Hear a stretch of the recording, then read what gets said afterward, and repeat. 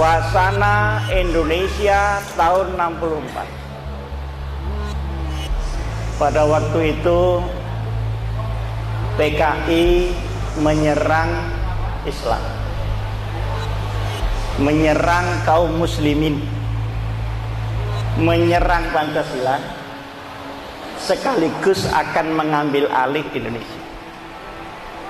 Puncaknya adalah tahun 64.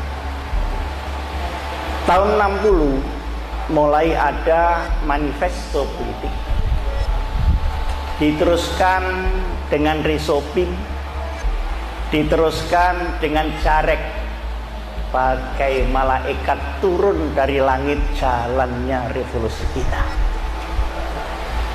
Ada tahun Veviri Pericoloso, tahun 64, tahun berdikari. Ketika itu PKI melakukan gerakan pada 4 bidang.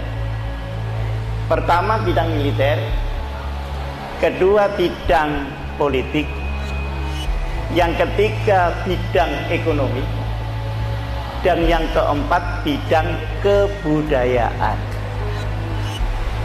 Dalam bidang militer tadi disampaikan oleh Pak Salim Said, buruh dan tani harus dipersenjatai dan sudah disiapkan oleh Republik Rakyat Cina sebanyak 100.000 pucuk senjata.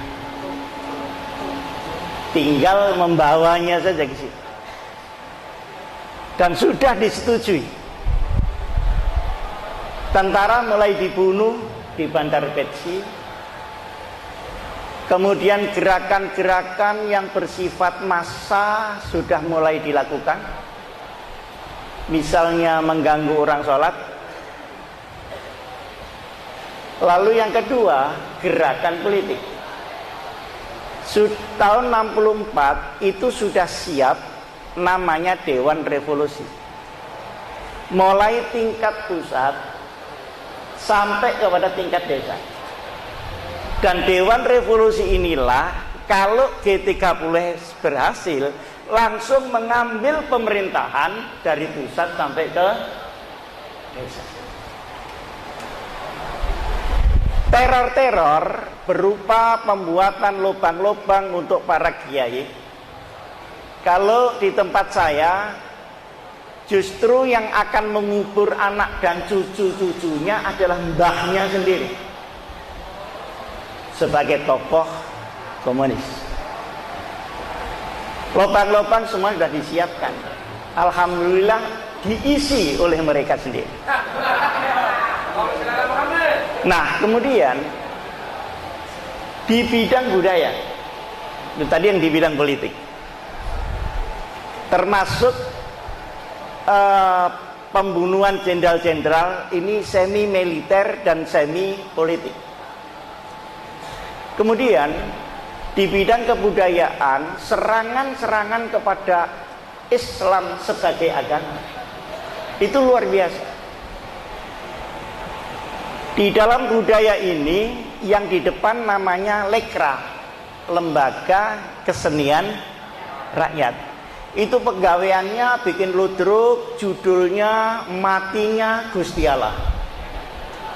Ada judulnya Gusti Allah Mantu. Nah, berarti kan ada besannya Gusti Allah.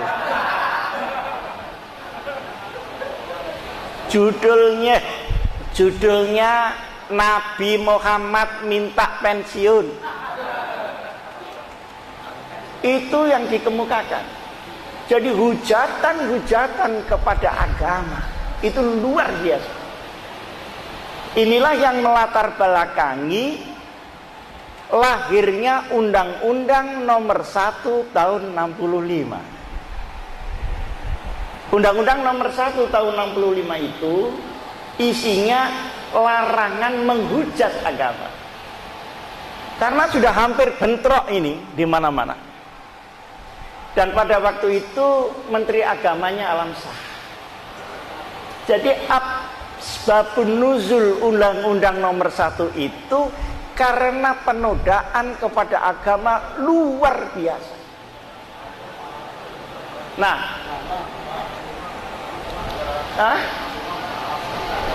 Ke siapa? Oh, Pak Saifuddin. Maaf, tahun 65 Menteri Agamanya siapa? Ingat saya, itu undang-undang yang mengajukan Pak Alamsyah Ratu Prawilanka. Dia Sesnek, di Sesnek.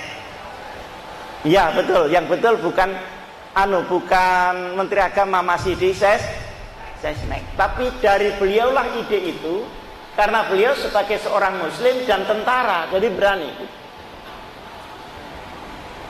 untuk menghentikan penodaan agama. Nah, belakangan Undang-Undang Nomor 1 Tahun 65 itu digugat supaya dicabut.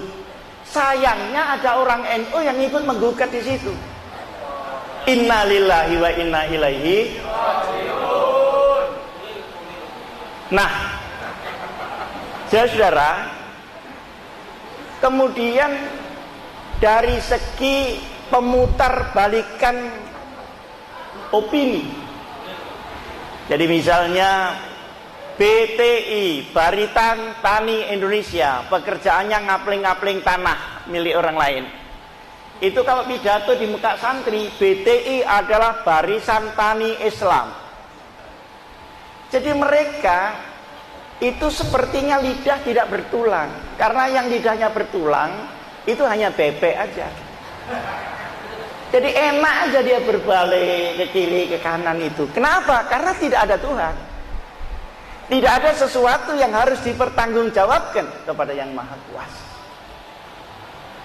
Nah, saudara-saudara, di bidang ekonomi, pengerusakan ekonomi, penghancuran sektor-sektor ekonomi vital, kemudian gelombang-gelombang untuk menghantamkan buruh kepada majikan, semuanya terjadi untuk runtuhnya ekonomi itu, karena prinsip yang akan dibangun adalah komunisme proletariat, di mana masing-masing orang tidak boleh punya hak apa-apa kecuali hidup kepada negara, maka seluruh alat produksi harus dihancurkan terlebih dahulu. Ini suasananya.